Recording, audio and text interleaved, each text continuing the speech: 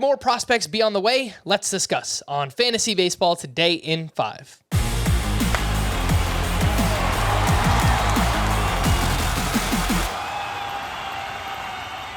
Welcome into FBT in 5. As always, make sure to follow and stream us on Spotify. Today is Saturday, September 10th.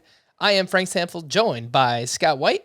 5 prospects on the verge. Grayson Rodriguez with the Orioles, Mark Vientos with the Mets, Sal Frelick with the Brewers, and Manuel Valdez with the Red Sox, and Justin Dearden with the Astros. All right, Scotty, who do you want to talk about? Well, I mean, maybe we need to talk about what on the verge even means this time of year, because we've seen a whole slew of call-ups here in the past couple weeks. It seems like the new CBA has incentives built in that encourage teams to go ahead and promote their biggest guys in September.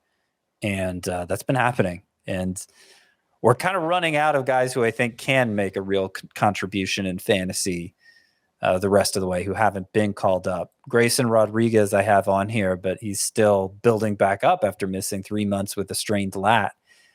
He went, I believe, 2 innings in his most recent rehab start, so he probably has at least 2 more rehab starts before there's even a chance he joins the Orioles rotation.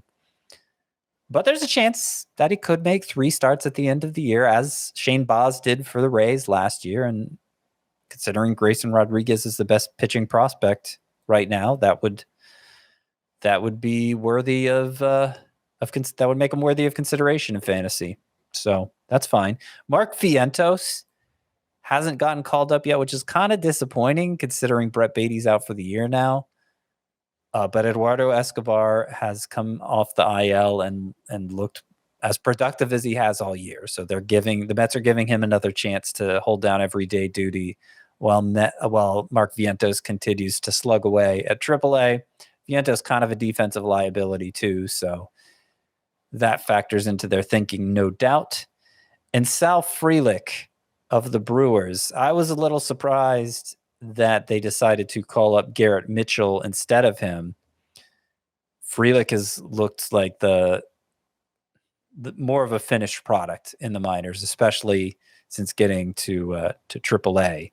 He's had a good lengthy on-base streak going. He's good at getting on base. Good contact hitters, some speed, kind of a Steven Kwan profile here for Sal Frelick.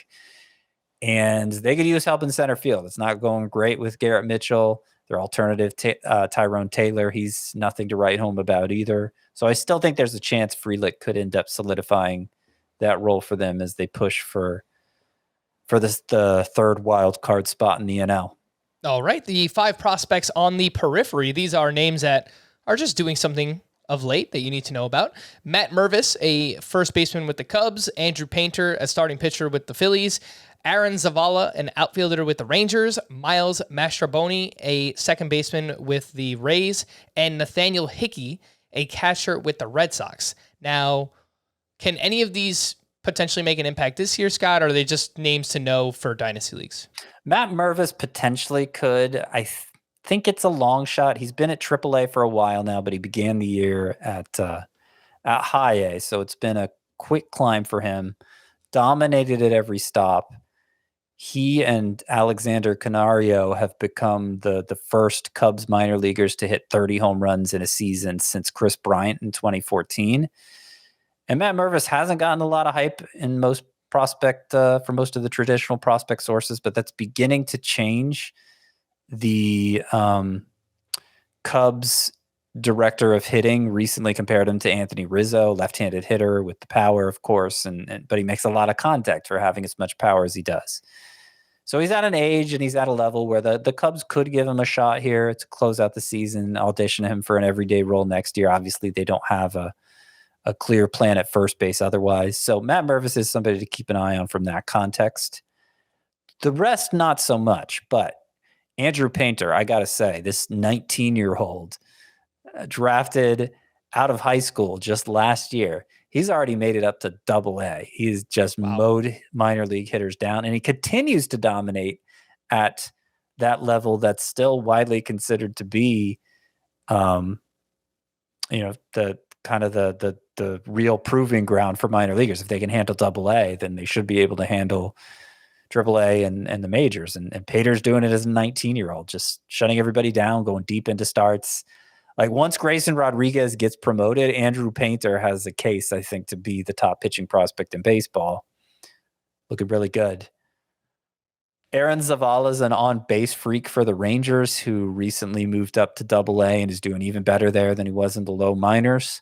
Miles Mastrobuoni is a utility player for the Rays. Pretty good hitter, some pretty good speed, kind of like a Jake Cronenworth light, where the Rays keep developing these guys and they have too many to actually play. So hopefully Mastrobuoni gets out of their organization this offseason. I think he'd be a minor league free agent. And if he does, there's a chance he's just some team's utility player next year.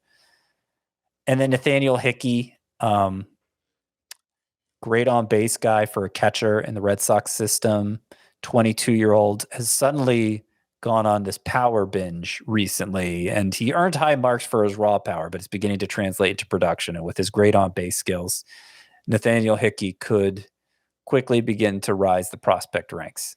2 quick additions here, Scott. Matt Mervis, just looking at his profile, reminds me a lot of another one of our favorites, Vinny Pasquantino, who so far the results have been mixed, but he was coming around before getting hurt. So doesn't walk as much as a Vinny Pasquantino, but I am intrigued by Matt Mervis. I've written about Matt Mervis so much this year. He finally got added to the CBS player pool. So you can actually pick him up now and not use a write-in for him or whatever.